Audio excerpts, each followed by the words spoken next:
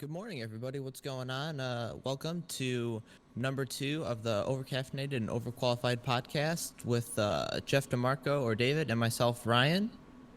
Firstly, we want to apologize for some of the technical issues that we had on the last episode. There was like some audio crackouts and stuff, so hopefully that's gotten a little bit better for this one. I did some tests and stuff beforehand, so definitely should be looking a little bit better. And for everyone who is watching live right now, welcome, and we hope you enjoy today's episode. For today's show, we're going to be covering the writing and the recording of The Strangest Secret by Earl Nightingale. I don't know if anyone's ever heard of that or what, so we're going to be covering that today. It was first put on record in 1957, receiving the first golden record for spoken word, selling over 1 million copies. It helped launch the fields of business motivation, personal success, self-help, and audio publishing. I first heard a part of this recording watching a Call of Duty montage actually back in 2012 during the early years of high school. Funny enough, this was actually the first time I ever heard Logic. So this was like the OG Logic that I think of, like some mixtape Logic before Right. Logic ever had like any like stuff on like iTunes, even like the stuff you downloaded off of like other like like small people websites. Yep. I can't think of. So that was really cool, especially thinking about that when I was like writing this and everything. So that was really cool. The initial clips definitely impacted me and stuck with me over time. Initially when I first heard it, and then the more I watched like the montage and then looked up the video in its entirety. So I eventually found and listened to the original, The Strangest Secret audio, which resonated with me. Throughout the next few years, I dug more into the audio version, found a written copy, and read it a few times. Obviously, if you can find things that you hear in audio, it's very good to be able to get them in written form. Some things. That's Yeah. like what's nice about like Audible is you can listen to a book and then you can read it, or vice versa. You can read the book and then listen to it again over and over if you really liked it, just to get that repetition with something. So that's something that's really interesting. Do you remember who the montage was? Who was editing at Yeah. least? It was Optic Predator. Ah, I see. I don't know if you ever hear. He Yeah, did old the school. the big montage that he did with them was, I think it was called Vision. It was like a Modern Warfare 2 Yeah, that sniping was what he was montage. into. It Yeah. had like it had like really cool like Predator, what's the word, like not Multi like kills. no, like the editing was like Predator based, like from like Oh, like the the movies and stuff. movie. So like Yeah, yeah, it's like the sounds and like the visuals of it and stuff. yeah. So it was like put into that, and that was really cool. Just a thought I would wanna. I just wanted to know. Yeah. So that was cool. I first became very drawn to the message that was conveyed. Little did I realize that my life would be forever changed by this, and I think most people will agree with that as they if they listen to it and as we go about talking about it. Mm-hmm. Since I first heard the little clips to listening to the recording in the entirety, my mindset and life has never been the same. I have done tons of things that I never could have imagined myself doing, as well as going through and making it out of situations that I never could have imagined. I created tons of it to the never mind. I created tons of it due to the impact of The Strangest Secret. I was very happy and excited when David said he would be interested in covering this on the podcast, which is this, obviously. So, Right. uh, David, you obviously listened to it for the first time over this last week and stuff. So, what were some of your like initial reactions and thoughts when you heard it? We talked briefly before the podcast. I did listen to it several times, but then I listened to it in its entirety this morning through my commute and whatever today, and it was very interesting. A lot of the stuff stood out to me. Like it was, what was it? The mountain. I'm not sure exactly what it was, but it was more of like the saying. All the sayings he had and all the Mm-hmm. insight that he had that was going through it was just very interesting. And the fact that like I've been doing a couple of these things pretty much my whole life. What you think Yeah. about is what you were gonna accomplish and your goals and stuff like that. So it was very cool to have that kind of sense of accomplishment already being done. But then obviously he tells you more in the video that basically just describes everything that you could be doing more of. That is. Yeah, like I said, I think you kind of hit it on the nail there. It's really good to, especially when you listen like to this, to know that you kind of already been doing some of the things. And when any kind of like quote resonates with you, it's really cool to, for that to have that resignation. So that's really Exactly. good to hear. And to see So I get. progress through your Hmm. just through your environment and everything of that nature, it's just awesome to see that, especially when you're putting forth the effort Yeah. to get somewhere in life that you really want to achieve. It's exciting. And I maybe we talk briefly after the podcast, but the first the 30 days will start today, at least for me, Hmm. from what he talks about, and we'll cover it as well. But I think that's a really good idea. Yeah, so just briefly before we get into the actual writing, towards the end of it, there's like a 30-day challenge that's part of like the original audio and the writing of it that we're going to, I'd say, invite people to do, and it's something that's very good to do and to try and to go about. So stay tuned for that at the end, and we're going to talk more about that as we get towards that. So getting into the actual writing and the audio and the written version itself, which is very similar to the audio version. The link will be below in all the descriptions, and you can listen to it yourself on your own time. And Earl Nightingale actually speaks to it himself, but I'm just going to read it now and make some notes and stop in between. So I hope everyone enjoys. So today, I'd like to tell you about the strangest secret in the world. Some years ago, the late Nobel Prize winning Dr. Albert Schweitzer was being interviewed in London, and a reporter asked him, "Doctor, what's wrong with men today?" The late doctor was silent a moment, and then he said, "Men simply don't think." It's about this that I want to talk with you. We live today in a golden age. This is an era that humanity has looked forward to, dreamed of, worked towards for thousands of years. But since it's here, we pretty well have taken it for granted. We are fortunate to live in the richest era that has ever existed on the face of the earth, a land of abundant opportunity for everyone. But you know what happens? Let's take 100 individuals who start even at the age of 25. Do you have any idea what will happen to those men and women by the time they are 65? These 100 people who all start even at the age of 25 all believe they're going to be successful. If you ask any one of them if they wanted to be a success, they tell you they did. You would notice that they are eager toward life. There's a certain sparkle in their eye and a rectness to their courage. Life seems like a pretty interesting adventure to them. But by the time they're 65, only one will be rich, 4 will be financially independent, 5 will be working, and 54 will be broke, depending on others for life's necessities. Now think a moment. Out of the 100, only 5 make the grade. Why do so many fail? What has happened to that sparkle that was there when they were 25? What has become of their dreams, their hopes, their plans? Why is there such a large disparity between what these people intended to do and what they actually accomplished? When we say about 5% achieve success, we have to define success. And here's the best definition I've ever been able to find. Success is the progressive realization of a worthy ideal. If someone is working toward a predetermined goal and knows where they're going, that person is a success. If they're not doing that, they're a failure. Success is the progressive realization of a worthy ideal. So that right there is a pretty big statement. And Couple good quotes of the, in there too. yeah, part of the entire aspect of this recording and talk. So I think it helps a lot to break it as sex down into a more simpler thought. And Of course. just what's the way I thought of it was have something you want to obtain or achieve, and then work toward it.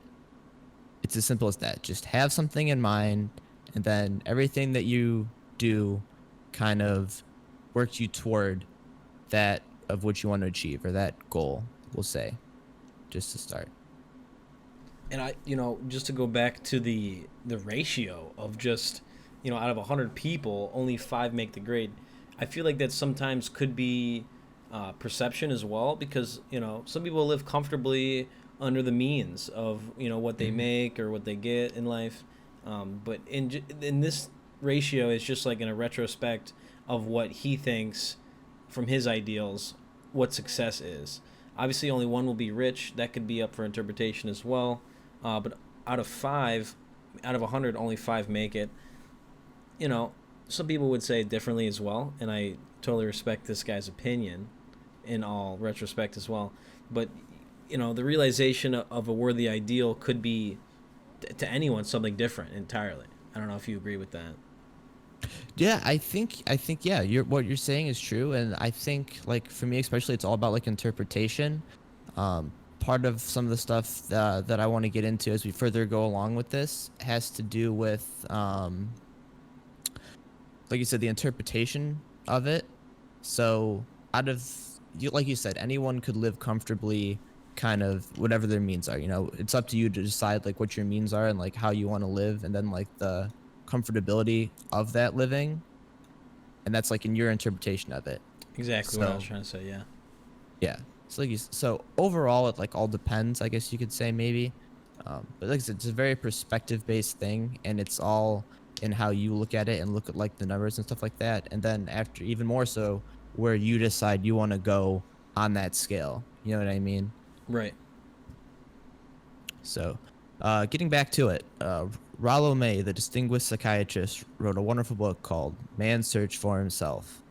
And in this book, he said, the opposite of courage in our society is not cowardice, it is conformity.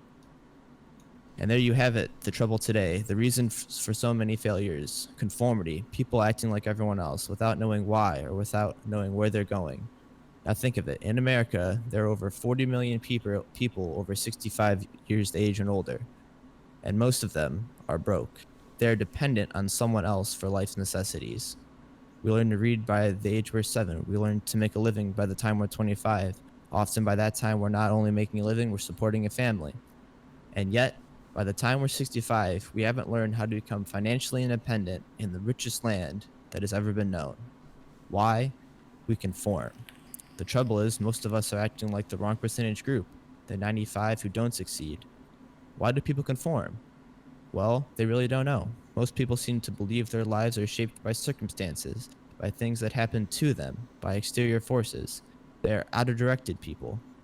A survey once made one time that covered a lot of people, working people. These people were asked, why do you work? Why do you get up in the morning? 19 out of 20 had no idea.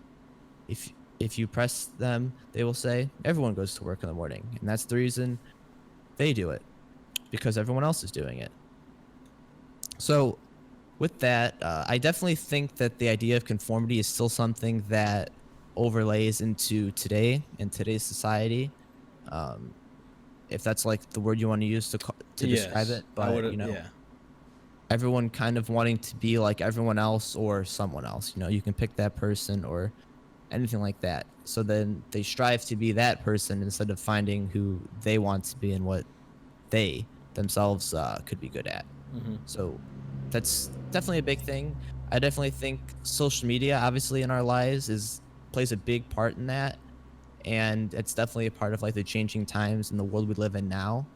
So, like I said, people wanting to be like everyone else, social media definitely helps put other people's personas out there. So I want to be like that person and not, be like maybe that person in my own way because of that's how I am or whatever. Right. And I have found that, at least on social media, just to be yourself is more thrilling and more rewarding. You're not trying to just like get people's reactions because you're posting something about, politics or the general pop culture that is stirring up the pot more or less. And it just, if you do your thing and do your own, images or do your own, posts, you feel better.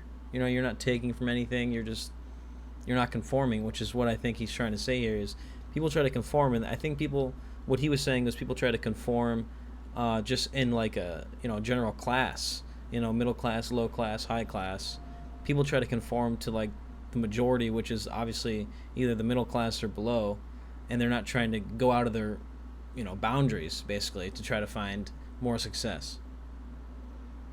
Yeah, out of their own boundaries to find their own niche and the thing that makes like them happy or Right, what they're them. passionate about. Yeah, there you go. So like in my opinion, this is something that like I kind of just pointed on, but everyone always seems to be facing outwards and looking outwards instead of finding the innerness, Right. finding like negative obviously instead of like a positive side of everything. So that's like a big thing when it comes to anything. You want to be positive and not look at the negative side of everything, Mm-hmm. because there's always a positive thing that you can draw from most things, if you can look at hard enough to find it. I agree. So, getting back to the writing, uh, now let's get back to the definition of success. Who succeeds? The only person who succeeds is the person who is progressively realizing a worthy ideal. That is the person who says, "I'm going to become this," and then begins to work toward that goal. I'll tell you who the successful people are. A success is a school teacher who is teaching school because that's what he or she wants to do. A success is the woman who is a wife and mother because she wanted to become a wife and mother and is doing a good job of it. A success is a man who runs the corner gas station because that was his dream. A success is the entrepreneur who starts their own company because that was their dream. That's what they wanted to do. A success is a successful salesperson who wants to become a top-notch salesperson and grow and build within his or her organization and sets forth on the pursuit of that goal. A success is anyone who is doing or pursuing deliberately a predetermined goal or job because that is what he or she decided to do deliberately. But only 1 out of 20 does that.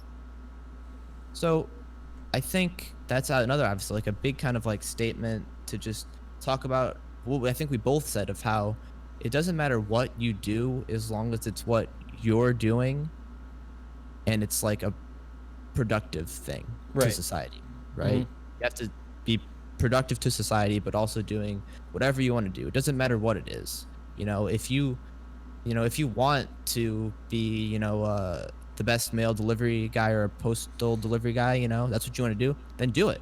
But then be the best at it. Yep. There's nothing wrong with that. Be passionate about it. Mm-hmm. Exactly. You know, like I said, you can be successful when you're working toward any specific thing that you want to have in your life. It doesn't matter what it is, but you have to decide what that is that you want. Small or large, and obviously short-term, long-term goals is a really important part of that, because you're gonna find that if you set small goals and then have long-term goals, you're gonna reach the small goals obviously easier, but then your long-term goal is always gonna be there, backing your motivation, your inspiration, and just passion for whatever you're doing. Yeah, I completely agree with that. So getting back to it, that's why today there's not really any competition unless we make it for ourselves. Instead of competing, all we have to do is create. For 20 years, I've looked for the key in which would determine what would happen to a human being. I wanted to know if there was a key that would make the future a promise that could foretell to a large extent. Was there a key that would guarantee a person's becoming successful if they only knew about it and knew how to use it? Well, there is such a key, and I have found it.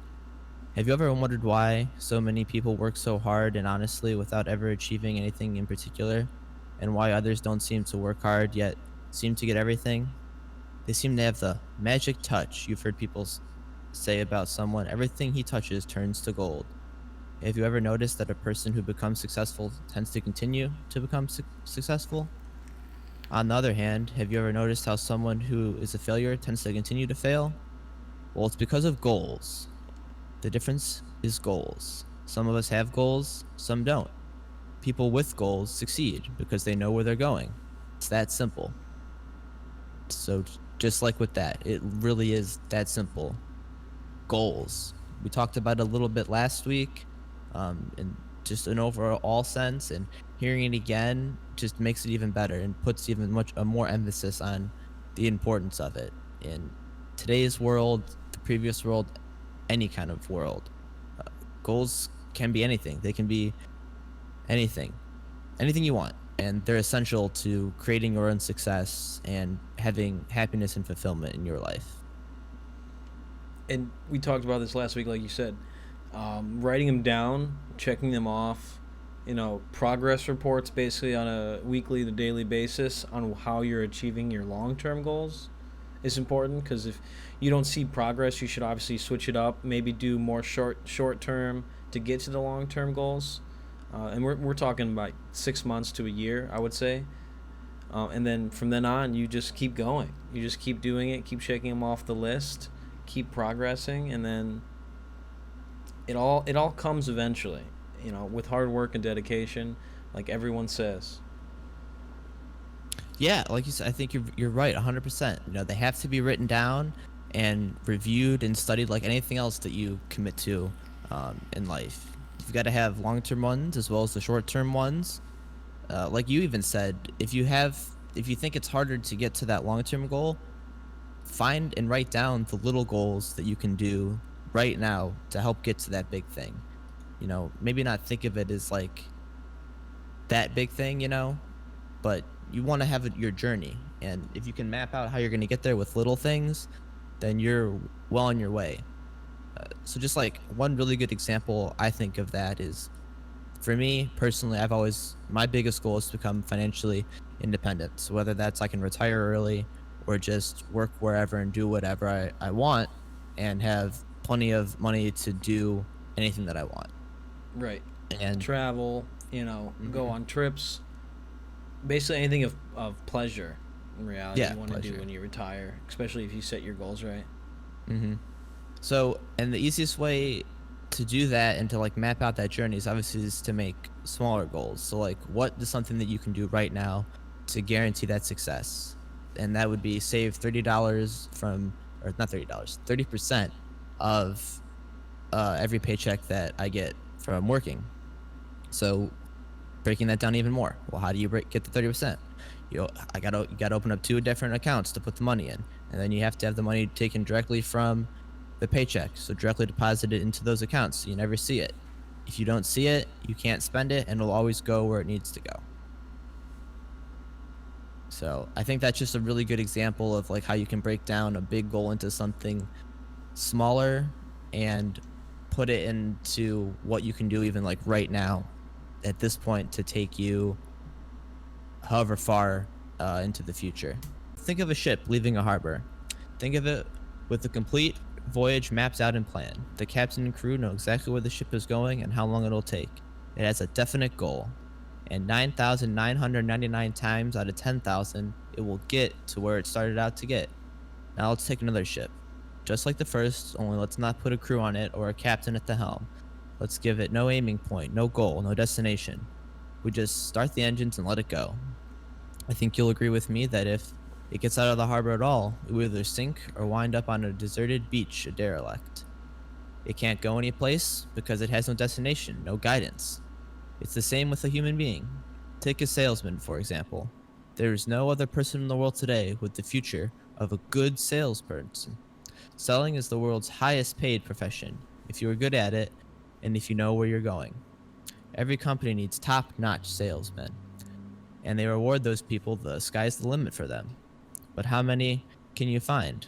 Someone once said the human race is fixed, not to prevent the strong from winning, but to prevent the weak from losing.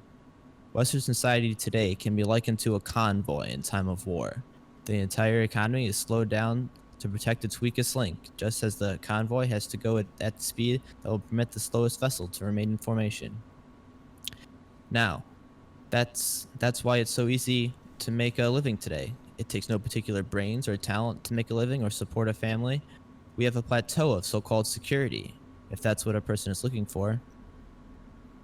But we all do have to decide how above this plateau we want to aim. So with that example, I think that's a very good example then of, how goals work and how they can help you get to where you want to go and mapping things out. But I think hearing from that and then thinking of where you can go into society, and if you want to live with just like the minimum security, or if you want to get more than the minimum, which is easy to do, you have to choose to want to do that. It's all about a choice. Do you want to aim high and stay high? Do you want to just be the same as everyone else, about average, making it day to day, as it were, or even some ways sink below that average line, and be, I don't want to say like be, I don't want to stereotype and say like be like a complainer to everything, but Mm-hmm. always be upset with everything that you have to do. Everything's just the worst to drag to go to work or something. You know what I mean? It was So it's interesting. all just a choice. Right. It was interesting because I kind of had this weird like premonition, like that whole the last statement that we had. It almost was like minimum wage. Like it was kind of pointing to minimum wage and like the cost of living in different areas in the United States. And obviously Mm-hmm. this was from the 50s, so I mean, it was totally different back then. But it's almost like the minimum wage keeps getting raised because the Uh cost of huh. living slowly and slowly goes up. And it's Yeah. like you're supporting the people that don't want to push more into, their profession or their career. So it's almost like they're getting handouts in a way. And that's what that came to me as you were reading it, obviously, and as I was listening to the recording. It's Uh just a huh. very strange kind of ideal that it's just like the slowest person or the weakest link gets Mm-hmm. pushed very, very incrementally to get to the next step. And it just was, I don't know, it just made sense to me when you were reading that again. Yeah, I think definitely think like that's a good point. And you said like with the bar, so you used minimum wage as the bar, right? Right. So Or we're whatever as it a is. society, we're saying at this point, you know, this company has to pay you, so you have to make this much, and with this much, you should be able to do this, this, and this. Mm-hmm. And that wage sets up just a line that you can do things comfortably or whatever. And depending on how you want to live, you have to try to make more than that or less than that. But if people know that they can live off of that amount of wage with other support provided by the government or this or that and still, make it okay, they're and they're okay with making it okay, they're going to make it okay. They're just going to be stagnant.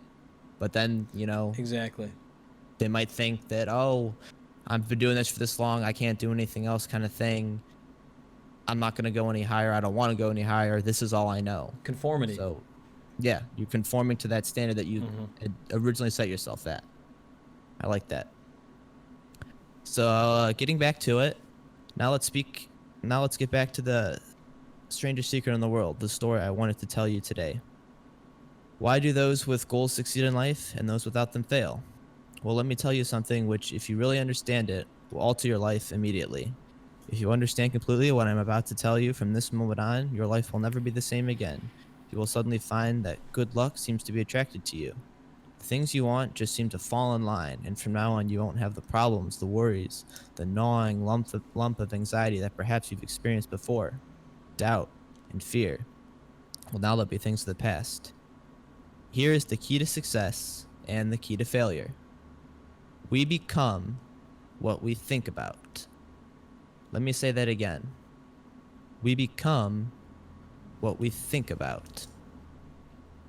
So that's pretty big. And we kind of touched on the idea of that a little bit before with the Exactly. defining success. So, you know, it's really big. The first time I heard it, that it hit me, what you think, then you become. And I'm sure even a lot of people have heard the idea of that similar from other places, other kinds of reading, other kinds of, texts or anything. You've heard something kind of similar to that, you And it's know? it's super weird because in more of a personal standpoint, and me and you could probably agree, I've been a very positive person, and I think you have too. And it's almost like we've been doing that for so long that we kind of, the law of attraction. I know this is what this is about, but it's Yeah. just like if you bring good to the world, and the same with like karma or the art of threes. Karma is huge for me, and being positive and just being nice to everyone, and everyone's nice to you. The golden rule, you know what I mean? Treat hmm others the way you want to be treated, and just keep moving. You know? Yeah, like you said, I mean, whatever you put in, you always seem to get back out, if you've Exactly. always been this way, you're kind of attracted back to it in a way and to other people that have the similar a similar mindset, similar beliefs, and then you connect really well with them. And that makes a big a big impact and whatnot. Mm-hmm. So it's just to think about that you're in complete control of things is crazy. You were in full control of what you become. It's all in my hands. It's all in your hands. No one else's. You know. And I find that So. when people worry like about just the littlest things, like Hmm. for example, just getting in a car. I mean, people, speed, or they think they're going to get in an accident, they're going to get pulled over. I feel like it happens to those people more because of the way they're worrying about those situations. When in Hmm. reality, you should just focus on your next goal or your next, where you're going. In reality, Yeah, just exactly. where you're Where you're going. going. And it's just like when you worry about other things, I feel like they almost attract those kinds of environments or situations, and it's just not Hmm. good. It's just not good. Yeah, like you said, you're welcoming that negative thought or that negative idea of what could happen. So I don't want to say focusing on it, but you're thinking about it, right? Exactly. And you're just opening up that opportunity for something bad to happen. And only worrying about those situations when in reality you should be worrying about other things, like, you know when is your next, for example, business meeting for a next job that you're going to be having, or an interview. You shouldn't be worrying about getting pulled over or speeding and getting a ticket, getting in a car accident. I mean, obviously the statistics are there with vehicle accidents, and it's very sad. But people that worry about that too much, I feel like that's what makes it happen. Hmm. No, I completely agree. It's very true. So back to it. Although all throughout history, the great wise men and teachers, philosophers, and prophets have disagreed with one another on many different things, it is only on this one thing that they are in complete and unanimous agreement. We become what we think about. Listen to what Marcus Aurelius, the great Roman emperor, said. A man's life is what his thoughts make of it. Benjamin Disraeli said this: everything comes if a man will only wait. I've brought myself, after long meditation, to the conviction that a human being with a settled purpose must accomplish it, and nothing can resist a will that will stake even existence for its fulfillment. Ralph Waldo Emerson said this: a man is what he thinks about all day long. William James said, the greatest discovery of my generation is that human beings can alter their lives by altering their attitudes of mind.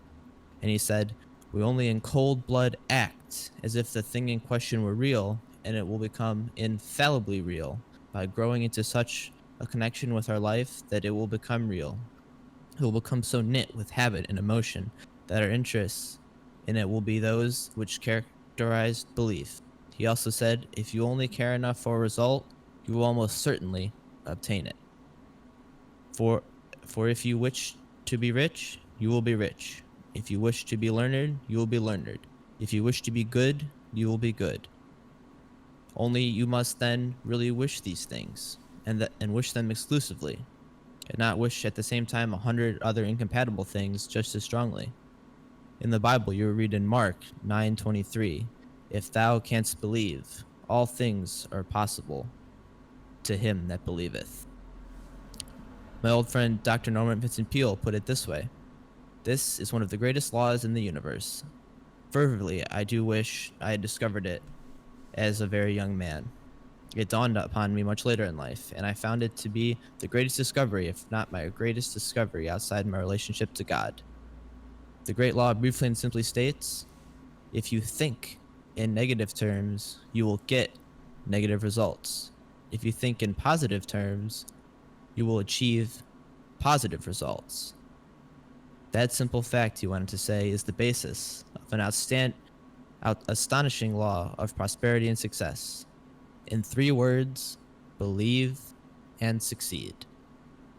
William Shakespeare put it this way: our doubts are traitors and make us lose the good we oft might win by fearing to attempt. George Bernard Shaw said, people are always blaming their circumstances for what they are. I don't believe in circumstances. The people who get on in this world are people who go out, who get up and look for the circumstances they want, and if they can't find them, make them. Well, it's pretty apparent, isn't it? And every person who discovered this for a while believed they were the first to work it out. We become what we think about. It stands to reason that a person who is thinking about a concrete and worthwhile goal is going to reach it, because that's what he's thinking about. And we become what we think about. Conversely, the person who has no goal, who doesn't know where they are going, and whose thoughts must therefore be thoughts of confusion, anxiety, fear, and worry, becomes what they think about.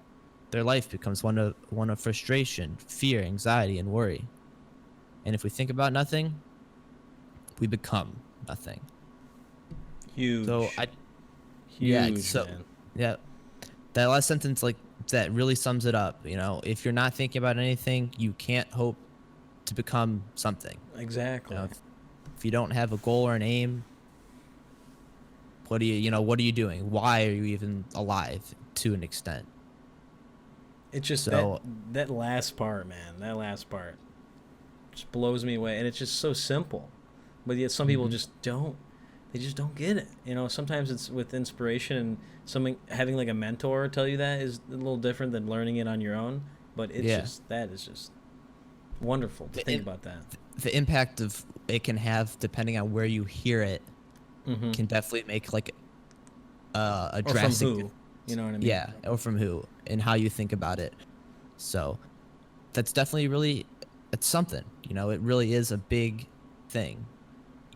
Like we said before, you can choose to be the positive one. Stop complaining and stop finding the negative in Right. things. Look at the You positive. know, be the bright voice, be the one who smiles, and when you do that, that's what you eventually will get in return. Mm-hmm. Don't let the worry and the fear of things get to you. Don't let that anxiety enter into your life. Think of where you want to go and to stay focused on that, and then everything that you do will help get you towards that.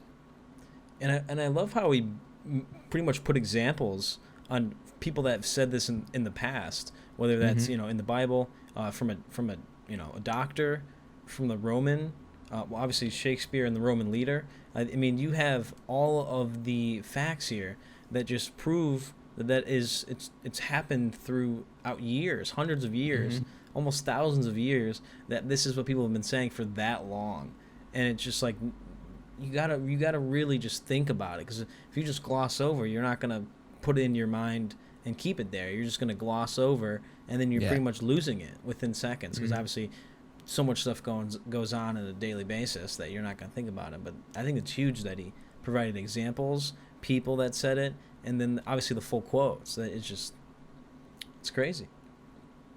Like I said, like those examples and stuff, it goes around to say that it's been around forever, and it's going to continue, to be Right, around. right. So getting back at it, now how does it work? Why do we become what we think about? Well, I'll tell you how it works as far as we know. To do this, I want to talk about a situation that parallels the human mind. The human mind is much like a farmer's land. Suppose a farmer has some land, and it's good fertile land. The land gives the farmer a choice. He may plant in that land whatever he chooses. The land doesn't care what is planted. It's up to the farmer to make the decision. Remember, we are comparing the human mind to the farmer's land because the mind, like the land, doesn't care what you plant in it. It will return what you plant, but it doesn't care what you plant. Let's say that the farmer has two seeds in his hands. One is seed of corn, the other is nightshade, a deadly poison. He digs two holes in the earth and plants both seeds, one corn and the other nightshade. Covers up the holes, waters, and takes care of the land. What will happen? Invariably, the land will return what is planted. As it is written in the Bible, as we sow, so shall we reap. Remember, the land doesn't care. It will return poison in just as wonderful abundance as it will corn. So up come two plants, one corn, one poison. The human mind is far more fertile, far more incredible and mysterious than the land, but it works the same way. It does not care what we plant, success or failure, a concrete, worthwhile goal or confusion, misunderstanding, fear, anxiety, and so on. But what we do plant, it must return to us. The human mind is the last great unexplored continent on Earth. It contains riches beyond our wildest dreams. It will return anything we want to plant. So, you may say, if that is true, why don't people use their minds more? Well, I think they figured out an answer to that one too. The problem is that our minds come as standard equipment at birth. It's free, and things that are given us for nothing, we place little value on. The things that we pay money for, we value. The paradox is exactly the reverse is true. Everything that is really worthwhile in life comes to us free. Our minds, our souls, our bodies, our hopes, our dreams, our ambitions, our intelligence, our love of family and children and friends and country, all these priceless possessions are free. But the things that cost us money are actually very cheap and can be replaced at any time. A good man can be completely wiped out and make another fortune. He can do that several times. Even if our home burns down, we can rebuild it. But the things we got for nothing, we can never replace. The human mind isn't used because we take it for granted. Familiarity breeds contempt. It can do any kind of job we assign to it, but generally speaking, we use it for little jobs instead of big, important ones. Universities have proved that most of us are operating at about 10% or less of our abilities. So I really like this. Oh yes. Being completely on my own since I left high school has really made me think about and decide how I spend, a lot of my time, what I do, what I think about, and it leaving. I feel like a lot of people maybe can feel this way or relate to it, especially when going to college and leaving home. When you get out, you want to be. I don't want to say you want to get away from your family. You want to like be done with family. You've been around it for so long. It's like it's always a drag to have to go somewhere with them and do something that seems pointless. Mm-hmm. And then once, definitely once I was away from that for a while, it was like, wow, these people actually do care about you and want what's best for you. And those little things that you thought were pointless and needingless to do create experiences, feelings, and memories that cannot be replaced or bought by Mm-hmm. anything that, like I said, bought by what money could buy. Right. And And I agree with it's, that. that having a family and the love there is free. It's not something you can buy. It's created over time and it's there. I found that when I went to college and moved out, I mean, obviously I went to college and obviously dormed or whatever. I found that when I spoke to my, mother or friends back home, it felt more meaningful. Like it was almost like Mm-hmm. you wanted to talk to them. If you see them every day at school, or if you just hang out with them on a daily basis, obviously if you live at home and you talk to your mom every day, you almost get like that sense of like agitated. Not Yeah. really, not really like in a bad way. Just like I've talked to you yesterday. We Yeah. don't It's have like, nothing to talk about. But yeah, when you you said this to me yesterday. Why am I hearing it again? exactly, yeah, and it's just like I call my mom every day. I call my mom, multiple times a day, and I talk to my friends on a daily to weekly basis, depending on like what I'm doing or my schedule, stuff like that. But when I do talk to them, it's almost like you fulfill each other, and you just like Mm-hmm. you get this experience that like is awesome. And then obviously we're both busy, we both have jobs and stuff like that. So when you go out and do stuff, like let's say go out to a concert or you go out and do like just a friendly walk, you Mm-hmm. get more out of it than if you were just going to do that on a daily basis. Yeah. It definitely growing up definitely helps create those strong relationships where people that when you can connect with them whenever you get a chance and you feel like this is like almost a brand new experience or like it's something fresh and not like a stale thing, it just proves to how strong the relationship is. And definitely like you said about like talking to like your moms, like my parents or whatever, every time I've talked to them since like leaving or whatever, everything seems more meaningful and that not that you get more out of it, but it's just like it feels like it's like you want to have that conversation before Mm-hmm. before maybe it was just like you walk home and your parents are like, oh, how's your day, and you're like, oh my god, you asked me this yesterday. Right. It was the same as yesterday, nothing, nothing new. But now when you get to talk to someone, usually it's because something did happen or there's something that you want to talk about, or anything like that really. Mm-hmm. I So completely agree. yeah, that's very good. uh, so moving on. So decide now. What is it that you want?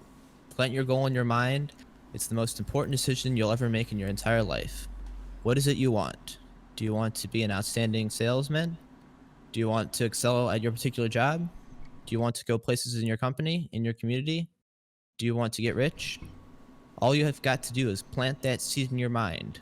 Prepare for it, work steadily towards your goal, and it will become a reality. It not only will, there's no way it cannot. You see, that's a law, like the laws of Sir Isaac Newton, the laws of gravity.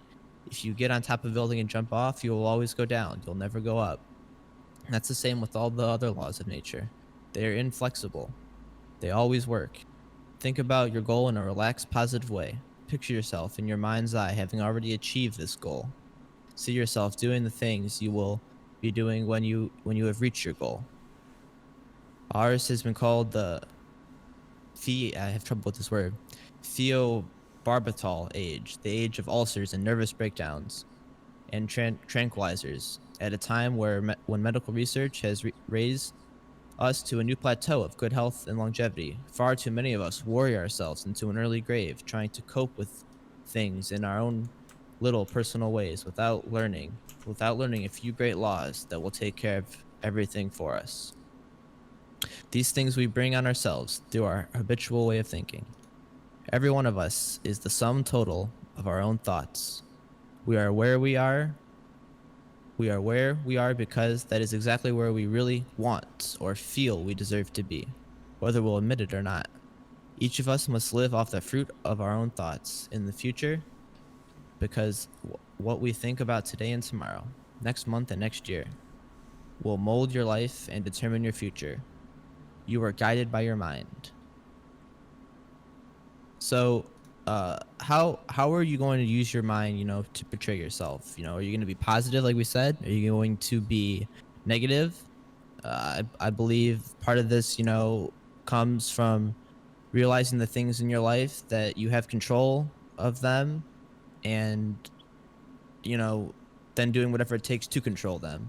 Mm-hmm. So, like, a good analogy I like to think of is when people get like worked up when something out of their control happens at work, or it's just in a way you could say like the way things are with something, don't let it bother you that that thing isn't working or it's not going the way that it normally would. It's out of your hands. The best you can do is work through that problem and get on to the next thing, get on to what happens Right. after that. So I did look up the word. I wanted to do that while I was listening to you, and then briefly before when I heard it the first time, because obviously when I don't know something or like don't know a word, I would love to look it up, but at the moment in time I couldn't. So I looked it up just now. What it's referring to, and I'm gonna butcher this word, just like you got through it. I'm not gonna lie, I'm gonna butcher it. But phenobarbital, it's a barbiturate. So obviously this is from the 50s.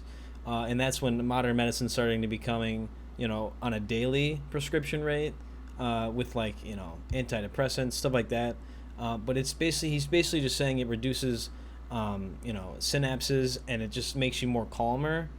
Mm-hmm. You know what I mean? So I'm assuming what he meant to say, and this is obviously coming from us, people are having more stressed out events in their life, and that's why ulcers, nervous breakdowns, and all that. And it's basically like a tranquilizer for your mind to kind of calm down, but you're using it in a different way because obviously they're taking medicine. What he's trying to say, I think, also is you got to do that your own. Like, for me, I don't take any prescriptions. I don't even take any sort of aspirin just because I don't know what that's going to do. And people over medicate, and I feel like that's a huge issue in today's society. People over medicate, and they just take all these things that think they help them, and obviously maybe it does, maybe it does, and I don't know your opinion on that, but maybe it does. I don't think it does. I think it actually it's almost like you're taking something out and putting like something pharmaceutical in to replace it. It doesn't make sense to me. Yeah, I can definitely like agree with that and see like what you're saying. When you take all these different kinds of drugs or medicate, just to put it in a simple state, you're altering your mind and your basic composition in a way that it's you, but it's not you. Exactly. Because those things are influencing you. Right. So instead of looking for outside things to make you feel a certain way, think a certain way, and then you'll feel a certain way. It's you, more or less. So like saying that, make things happen for you and with you instead of without you. The things you don't control, don't worry about them. Don't let them bother you or get you down. focus on the things that you can control. Another thing that I like to talk about is, a lot of people throughout all of my jobs and stuff, that I've worked, people always say they never make enough money. So one thing that I learned from my first job was that in most cases, if you think and really believe that you're doing a good job and you deserve a raise, if you really think that way, the only way that you're going to get one is you have to ask for it. Exactly. And to ask for it, you obviously have to have evidence. You could say you're like, oh, I do this, this, Or at this, least and no one else does this. experiences. Yeah. Right. And then, but without even like having to say those things, when you ask about it, "Yeah, I was wondering how you guys determine raises, stuff like that." In my experience so far, 99% of the time, I don't have to explain how I do, why I think I deserve They already one. agree with you. They're just like, "Oh, yeah, yeah, well, no, that's no problem. You do that." Then they'll tell me what I do instead of me Right. having to tell them because they already know. And they almost like So, the initiative. yeah, They it's they just, see you that you want to progress in this mhm, field or whatever job that you have, and it's almost like you made it a note to them. And obviously they might not be mhm, thinking it at that time, but they can think about it whenever. They have, depending on where you work, 50, 60 in a corporation, thousands of employees. uh-huh, And obviously I don't know how that works on like a corporate level, but they might give the whole section or team a raise. And obviously for an yeah. individual, what we have to consider is we more than likely just have to ask, like you said. Mhm. And for whatever reason, people find it easier to complain about not making what they want instead of, making it happen. Hmm. So that's just another one of those things about being positive versus negative, and like that's a negative attitude. If you're complaining about it, go make it happen. If you're not doing the things that'll get you a raise, start doing those things. Start doing more than you're paid to do, and eventually you'll Exactly. get paid that. And So, I like the way you put it, almost like obviously you get a raise when you get a raise. Obviously, take the initiative if you want to, and definitely do it if you feel like it's necessary. But also, mhm. just keep thinking in your mind. Your small goals are right there. I want to make 50 cents more in a year and a half. I want to make, because 50 cents on your current wage is actually a sizable increase, Mhm. obviously. But making 20 cents, 15 cents more than what you're making now is huge, in my opinion, in a Yeah. yearly basis. Obviously, if you Mhm. get a promotion, definitely should get more than 20%, or what is it, like 3% is the normal wage raise, in my opinion. I wish I could tell you. I feel like it might be a little bit higher than that, but yeah, somewhere around there, three Right. to I've five just percent, I'd say. from statistics, Yeah. 3% is a huge raise. Obviously, in different circumstances, like for me and you, um, Excuse me. any percentage is great, in my Mhm. opinion. As long as you're continuing and pursuing your small term or long term goals, you'll get there. And obviously, Mhm. don't think about it if you don't get what you want, because it's always going to come eventually. You know what I Yeah. mean? But I also want to make another note. Um, where was I? The Sir Isaac Newton, the laws of gravity, and he's basically making them the secret, the strangest secret, and he's comparing it to the laws of gravity. It's inflexible, they always work. Think about your goals in a relaxed, positive way. That's so easy to do. Just like the laws of gravity, we don't even know that's happening at the moment. We Yeah, just you don't even know. think about it. We know it's happening. You know what I mean? Mhm. It's insane. Yeah, I like that. It's one of the best ways to compare a lot of these things is to think about like just the laws that govern, nature, things that are written down, and most of it's the same. There's a couple more that you'll hear as we go further on. So, getting it to that, I remember one time I was driving through eastern Arizona. I saw one of those giant earth moving machines roaring along the road at about 35 miles an hour, with what looked like 30 tons of dirt in it. A tremendous, incredible machine. And there was a little man perched way up on top, with the wheel in his hands, guiding it. As I drove along, I was struck by the similarity of that machine to the human mind. Just suppose you are sitting at the controls of such a vast source of energy. Are you going to sit back and fold your arms and just let it run itself into a ditch? Or are you going to keep both hands firmly on the wheel and control and direct this power to a specific worthwhile purpose? It's up to you. You are in the driver's seat. You see, the very law that gives us success is a double-edged sword. We must control our thinking. The the same rule that can lead people to lives of success, wealth, happiness, and all other things they've ever dreamed of for themselves and their family, at the very same time can lead them into the gutter. It's all in how it is used for success, good, or for failure, bad. This is the strangest secret in the world. Just coming off of all of that, Huge, man. a very big underlying thing I think that we've stressed is, you are the one who's in control. Yep, you're in the You. driver's seat. Mm-hmm.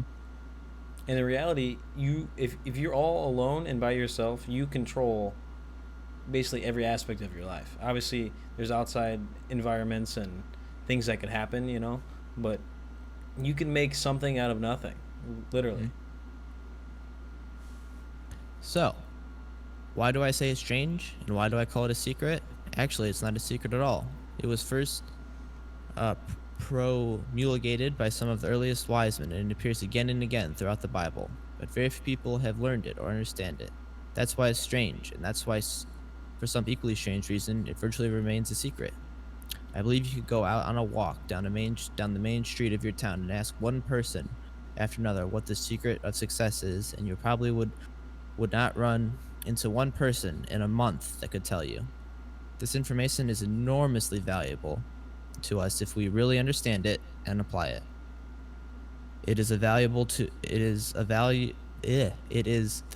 us not only for our lives, but the lives of those around us, our families, employees, associates, and friends. Life should be an exciting adventure. It should never be a bore. A person should work fully, be alive. You should be glad to get out of bed in the morning. You should be doing a job that you like to do because you do it well. One time I heard Grove Patterson, the great late editor of the chief of the Toledo Daily Blade, make a speech. And as he concluded his speech, he said something I've never forgotten. He said, "My years in the newspaper business have convinced me of several things, among them that people are basically good, and that we came from someplace and we are going someplace. We should make our time here an exciting adventure. The architect of the universe did not build a stairway leading nowhere. The greatest teacher of all, the carpenter on the plains of Galilee, gave all of us the secret time and time again. As ye believe, so it shall be done unto you." So I think another good thing about this, just when you think about goals and you could say life in general, is if you want to wake up every day, you want to be happy to get out of bed in the morning and be on with the day. No matter what you do, for your job, what you do in life, what you do for fun, make your life a success and a bore. And not a bore. The easiest way to do that is when you wake up in the morning, whether it's with the alarm clock or on your own, do you want to get up?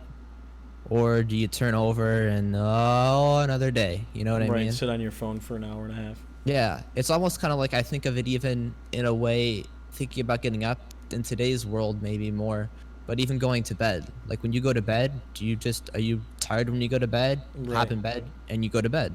Or do you lay there for a couple hours watching, Netflix or YouTube videos or browsing the internet or social media instead of going to bed?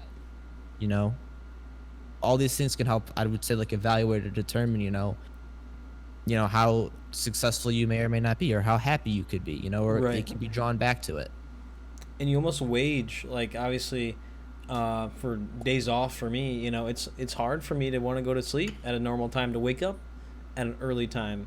And it's funny, the video that I watched after was, if you go to bed early and you wake up an hour early every single day for 365 days a year, you've gained that much more time, obviously, to be productive or to, just have more time during the day, which is important as well. And I find, for me anyway, that when I throw my phone on the charger at night, I don't look at it again, because obviously the cord isn't long enough, which is a very easy fix. I can just get a longer cord. But for me, that just helps me get off the phone. Obviously, Stay away from it. I dislike watching TV. Like, while I don't like having it on while I sleep, so I like make a sleep timer. Turn that off like as soon as I start feeling like I'm gonna go to bed. And sometimes it's 20 minutes before I actually go to sleep, but just setting everything off and just thinking, and then either just having a conversation with whoever you're with, and just talking to yourself, setting goals in your mind, maybe writing them down right before you go to sleep. That always helps with that. Yeah, that's 100% true. So that was like the first part of the talk, and now we're going to get into the 30-day challenge, as it were, or 30 action things. A whole bunch of things to think about that you can actually put into effect, and questions you can ask to actually kind of get this rolling if you've never thought about it, or it doesn't maybe come as easily to do. So back to the writing. I've explained the strangest secret in the world and how it works. Now I'd like to explain how you can prove to yourself the enormous returns possible in your own life, by putting the secret to a practical test. I want you to make a test that will last 30 days. It is not going to be easy, but if you will give it a good try, it will completely change your life for the better. Back in the 17th century, Sir Isaac Newton, the English mathematician and natural philosopher, gave us the natural laws of physics, which apply as much to human beings as they do to the movement of bodies in the universe. And one of these laws is, for every action, there's an equal and opposite reaction. Simply stated, as it applies to you and me, it means we can achieve nothing without paying the price. The results of your 30-day experiment will be in direct proportion to the effort you put forth. To be a doctor, you must pay the price for long years of difficult study.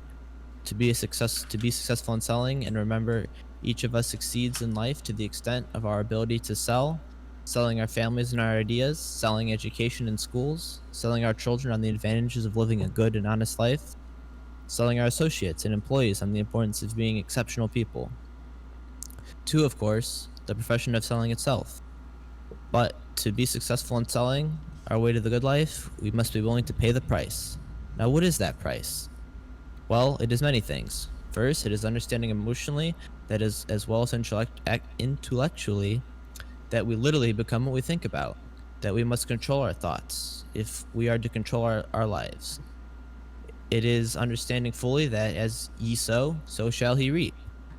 Second, it is cutting away all the fetters from the mind and permitting it to soar as it was divinely designed to do. It is the realization that your limitations are self-imposed and your opportunities for you today are enormous beyond belief. It is rising above narrow-minded pettiness and prejudice. And third, it is using all your courage to force yourself to think positively on your own problem, to set a definite and clearly defined goal for yourself. To let your marvelous mind think about your goal from all possible angles. To let your imaginations speculate freely upon many different possible solutions. To refuse to believe that there are any circumstances sufficiently strong to defeat you in the accomplishment of your purpose. To act promptly and decisively when your course is clear, and to keep constantly aware of the fact that you are at this moment standing in the middle of your own acres of diamonds, as Russell Conwell points out in his book. And fourth, save at least 10 cents of every dollar you earn. So 10%. Right. It is also remembering that no matter what your present job, it has enormous possibilities if you are willing to pay the price. Let's go over the important points in the price each of us must pay to achieve a wonderful life that can be ours. It is, of course, worth any price. 1. Think constructively. You will become what you think about. 2. Imagine.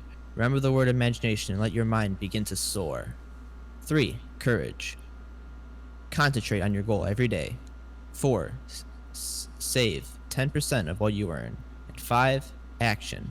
Ideas are worthless unless we act on them. Now, I'll outline the 30-day test I want you to make, keeping in mind that you have nothing to lose by making this test and everything you could possibly want to gain. There are 2 things that may be said about everyone. 1. Each of us wants something, and 2. Each of us are afraid of something.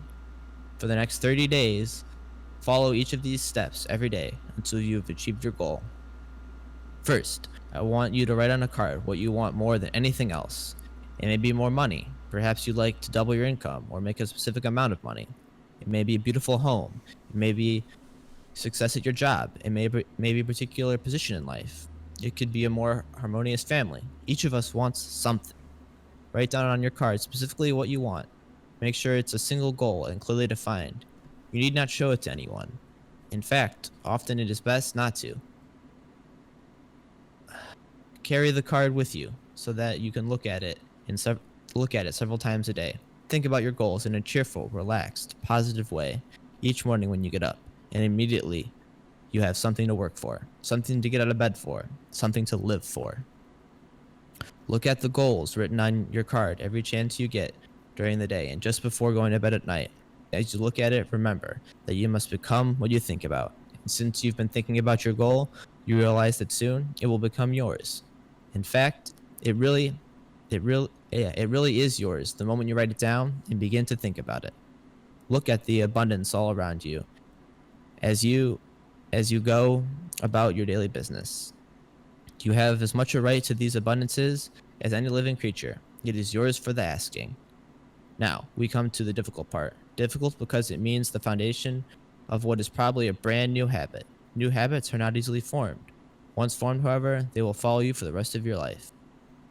Second, stop thinking about what it is you fear. Each time a fearful or negative thought comes into your consciousness, into your conscious mind, replace it with a mental picture of your positive and worthwhile goal. And there will come times when you feel like giving up. It's easier for a human being to think negatively than positively. That's why only 5% are successful. You must begin to not place yourself in that group. The 5%. For 30 days, you must take control of your mind. It will think about only what you permit it to think about. Each day for this 30-day test, do more than you have to do. In addition to maintaining a cheerful, positive outlook, give of yourself more than you have ever done before. Do this knowing that your returns in life must be in direct proportion to what you give. The moment you decide on a goal to work toward, you immediately are a successful person. You are then in that rare and successful category of people who know where they're going. Out of every 100 people, you belong to the top 5. Don't concern yourself too much with how you are going to achieve your goal. Leave that completely to a power greater than yourself. All you have to know is where you are going. The answers will come to you of their own accord and at the right time. Remember these words from the Sermon on the Mount, and remember them well. Keep them constantly before you this month of your test. Ask, and it shall be given you. Seek, and ye shall find. Knock, and it shall be opened unto you. For everyone that asketh receiveth. It is as marvelous and as simple as that. In fact, it is so simple that in a seemingly complicated world, it is difficult for an adult to understand that all they need is a purpose and faith. For 30 days, do your very best. If you are a salesman, go at it as if you have never done before. Not in a hectic fashion, but in a calm, cheerful assurance that time well spent will give you the abundance in return you want. If you are a homemaker, devote your 30-day test to completely giving of yourself without thinking of receiving anything in return, and you will be amazed at the difference it will make in your life. No matter what your job, do it as you have never done it before. And if you have kept your goal before you every day for 30 days, you will wonder and marvel at this new life you have found. So, just a little bit off of that. So, for 30 days, go at it for these 30 days. Mm-hmm. You'll be amazed with everything you can accomplish and how good you can feel while you're doing it. Whenever you do anything or go about anything, if you work towards it and go for it, you can get it and you can accomplish it. Right. And when you're being that like positive person or whatever, you're welcoming that into your life, and you're going to feel good when you do these things. And when it's all done, you'll be amazed at all the things you were able to do in that time. After you accomplish it. And I don't think we've got to this part yet, but he said after the 30 days, and I know he also says if you start thinking negatively of the situation, to restart and do it again, at least, and then to continue to do the 30 days every 30 days. Mm-hmm. So it's basically saying on a monthly basis, renew what you want to do and just keep going. Because eventually it's just Uh-huh. going to be a habit, habitually anyway. Yeah. And I also wanted to That's say one thing about where he basically wants he told you to put it basically somewhere that you're always going to see it. And I don't know if he mentioned it in this video to put it on your mirror. Mm-hmm. I don't know if that's in this video or I don't know not. if it was in this one, but yeah, I've heard that before too. Like Right. the mirror. So put it on your is a mirror great place. or somewhere that you're going to see it every single day. For me, I live with a bunch of people, roommates wise. I'm gonna put it literally on my door to go out my room, and I feel like that's a great place. And for anyone, it could be anywhere that you either see it or look at it very briefly on a daily basis. Yeah, that's very good. Like you said, it's anywhere we can see it all the time, every day, and that's what's important. Every day, keep it fresh in your mind. So you're always thinking about it, and then you're always working towards it. Exactly. No. Dorothea Brand, the outstanding editor and writer, discovered it for herself and talks about it in her fine book, Wake Up and Live. Her entire philosophy is reduced to the words, act as though it were impossible to fail. She made her own test with sincerity and faith, and her entire life was changed to overwhelming success. Now, you make your test for a full 30 days. Don't start your test until you have made up your mind to stick with it. You see, by being persistent, you are demonstrating faith. Persistence is simply another word for faith. If you do not have faith, you would never persist. If you should fail within your first 30 days, by that I mean you should suddenly find yourself overwhelmed by negative thoughts, you have to start over again from that point and go 30 more days. Gradually, your new habit will form until you find yourself one of that wonderful minority to whom virtually nothing is impossible. And don't forget the card. It is vitally important as you begin this new way of thinking. On one side of the card, write your goal, whatever it may be. On the other side, write the words we've quoted from the Sermon on the Mount. Ask, and it shall be given. Seek, and ye shall find. Knock, and it shall be opened unto you. For everyone that asketh, receiveth. Above all, don't worry. Worry brings fear, and fear is crippling. The only thing that can cause you to worry during your test is trying to do it all yourself. Know that all you have to do is hold your goal before you. Everything else will take care of itself. Remember also to keep calm and cheerful. Don't let petty things annoy you and get you off course. Now, since making this test is difficult, some will say, why should I bother? Well, look at the alternative. No one wants to be a failure. No one really wants to be a mediocre individual. No one wants a life constantly full of fear and worry and frustration. Therefore, remember that you must reap what you sow. If you sow negative thoughts, your life will be filled with negative things. If you sow positive thoughts, your life will be cheerful, successful, and positive. Gradually, you'll have a tendency to forget what you've just heard and learned. Read this again each week. Check out the audio version. Keep reminding yourself of what you must do to form this new habit. Gather your whole family around at regular intervals and listen to what has been said here. Most people will tell you that they want to make money without understanding the law.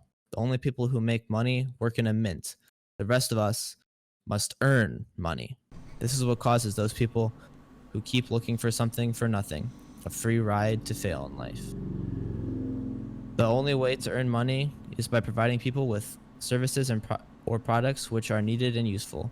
We exchange our time and our product or service for the other person's money. Therefore, the law is that our financial return will be in direct proportion to our service. Success is not the result of making money. Earning money is the result of success, and success is in direct proportion to our service. Most people have this law backwards. They believe that you are successful if you earn a lot of money. The truth is that you can only earn money after you are successful. It's like the man who stands in front of the stove and says to it, "Give me heat, and then I'll add the wood."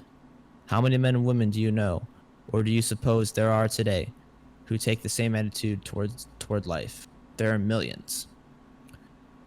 We've got to put the fuel in before we can expect heat. Likewise, we've got to be of service first before we can expect money. Don't concern yourself with money. Be of service. Build, work, dream, create. Do this, and you will find that there is no limit to the prosperity and abundance that will come to you. Prosperity is founded upon the law of mutual exchange. Any person who contributes to prosperity must prosper in turn themselves. Sometimes the return will not come from those you serve, but it must come to you from someplace, because that is the law. For every action, there's an equal and opposite reaction. As you go daily through your 30-day test period, your success will always be measured by the quality and quantity of service you render, and money is a yardstick for measuring the service. No person can get rich themselves unless they first enrich others. There are no exceptions to this law.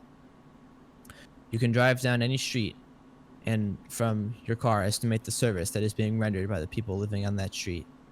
Have you ever thought of this yardstick before? It's interesting. Some, like ministers, priests, and other devoted people, measure their returns in the realm of the spiritual. But again, their returns are equal to their service. Once this law is understood, anything a person can tell their own fortune. If they want more, they must be of more service to those who receives his return. If they want less, they have only to reduce their service. This is the price you must pay for what you want. If you believe you can enrich yourself by deluding others, you can end only by deluding yourself. It may take some time, but as surely as you breathe, you will get back what you put out. Don't ever make the mistake of thinking you can avert this. It's impossible. The prisons and streets where the lonely walk are filled with people who try to make new laws just for themselves. We may avoid the laws of men for a while, but there are greater laws that cannot be broken. So I think with that, a lot of it is like help others as much as you can, provide and create for them, and in turn, the universe will then provide for you. I also think that it kind of gives you a guide in a way, if you think about it like that, on what to do to, be successful in a very small format. He's basically saying provide a service.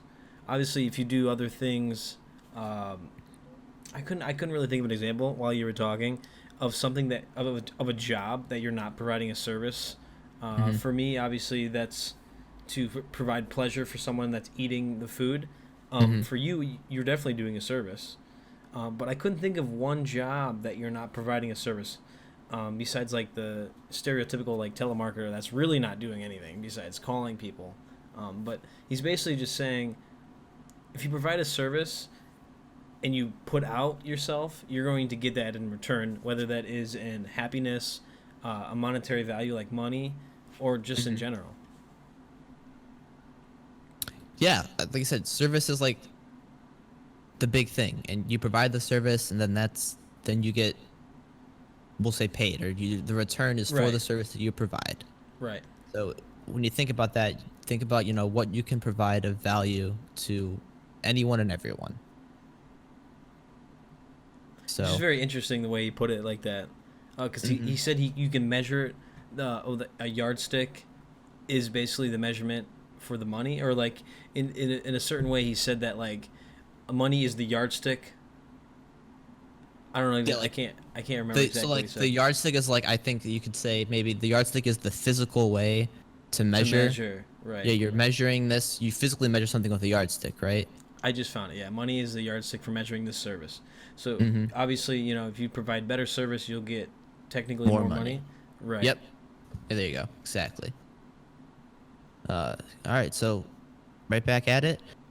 An outstanding medical doctor recently pointed out 6 steps that will help you realize success. 1. Set yourself a definite goal. 2. Quit running yourself down. 3.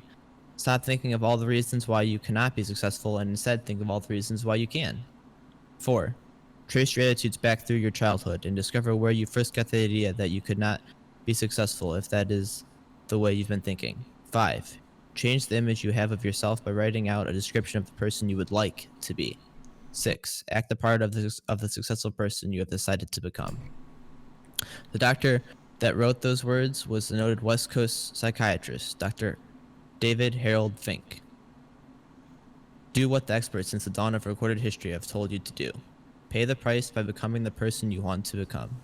It's not nearly as difficult as living unsuccessfully. Take this 30-day test, then repeat it again. Each time it will become more a part of you until you wonder how you could ever have lived with any other way. Live this new way, and the floodgates of abundance will open and pour over you more riches than you could ever have dreamed existed. Money, yes, lots of it. But what's more important, you'll have peace. You'll be in that wonderful minority who lead calm, cheerful, and successful lives. Start today. You have nothing else to lose, but you have your whole life to win. This is Earl Nightingale, and thank you. Wonderful, man. I love that. I love the recording and the way that you wrote it, the way that we scripted it out just to read it again. I feel like it almost like impacted me more that way. Because obviously when you're listening to something, it's different than when you're reading it or getting it read to you from someone else. Yeah. It's just outstanding. I wish everyone kind of listened to that. Well, not necessarily listen to it because obviously you can just read it also. But I wish everyone had that understanding of life is so simple if you break it down into little pieces and you know, goals and positive thinking and stuff like that. It's just awesome. Yeah, like you said, like it's all like if people are willing to listen to it and like actually give it a chance to understand it and stuff, like it can be very impactful and meaningful and eye-opening almost, you could say. It's big, and it's really nice when you have the openness to listen to it and to just take it in. Like Right. No one says you have to do anything with it. Do the hoopla, do whatever you want to do, but just know in a way that I'm not gonna let your I always like to say negativity, or the way you are, negativity. change what I'm gonna do or the way I go about doing things. You know what I mean? Mm-hmm. It's not gonna let that external force impact me in like the negative way. I think that's awesome. I think it's great, and I feel like everyone should have that mindset. Obviously, if depending on their environment, where they live or who they live with, could change that. But I feel like anyone, pretty much anywhere, could have that positive outlook, and to measure their service. It's easy. It's really easy. Putting forth the effort, I think, is the hard part. You got to definitely put forth a little bit of effort. Yeah, in that sense. You got to work for it and go for it, basically in like that sense. So, like just in summary, in a way, I personally, have had a lot of peace of mind that cannot be matched by anything. From hearing this and just adopting different ways and new ways of thinking. I don't really worry about meaningless, pointless things anymore. As I said, I'm a lot more open-minded with things. I don't let the bad things get me down. And importantly, if I ever stray from that, whenever I hear this or things similar to it or read things, it always reminds me of the path that I'm on, and that I'm on the right path, and that I always choose the path that I'm on. It's no one else's path, and no one can steer me off of it. Right. And I think it's important to have a good, solid base of either friends or family that also think like that. And maybe for me, I'm going to try to do my best for the people that I talk to on a daily basis and family and friends, I'm going to start, obviously voicing that out to them in obviously a more understandable way. Because I feel like if you tell them to, watch this video, read this description or whatever, they're not going to get it as much if it's not coming from someone that they care about in a way. Yeah. The meaning of it changes depending on like how you show it or how you want to go about talking about it. Right. Be the bright light and, almost open their eyes, like you said. Yeah. Eye opening. Exactly. So, awesome. Like you said, that was an audio recording and a written recording by Earl Nightingale called The Strangest Secret. And So what does he do? Like I know I didn't really research him particularly. he's From what I he understand, he's a is psychiatrist or a psychologist, yeah, or he's is he like a a doctor? psychologist, and he was like a radio host as well. Oh, Did a personality. lot of stuff. Yeah, did a lot of stuff for like the business, self help, And in the motivation kind of 50s thing. too. Like Yeah, not recently, like like in in the the 50s, 50s. 60s, Yeah. 70s, stuff like that. Um, if you ever want to look up Lead the Field is a very big. It's not really even like a course, but it's like a longer audio program. Mm-hmm. Um, Focuses kind of on a lot of the stuff that's here, We can link but that, right? is more in detail. Yeah, and like you said, you talked about the one 90 minutes to change. I've heard that before. Yeah, that one was nice. I listened to that Like I after. said, it's like he's a radio personality, or he was. Right. So a lot of his things are addressed in audio form, and if you just look him up, he has a whole bunch of different things on multiple different kinds of topics and stuff like Right. that. Viewpoints. Yeah, if I don't have my like a list of like I have a lot of this stuff Well, we'll definitely be covering more.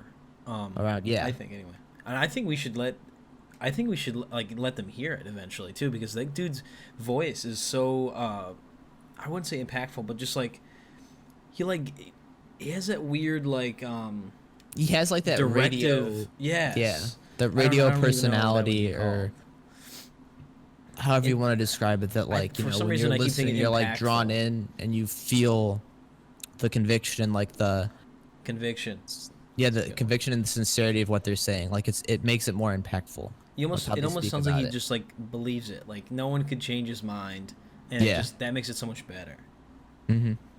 which is good. Yeah. So definitely going to be looking forward to covering more things in the future over this topic as well as others.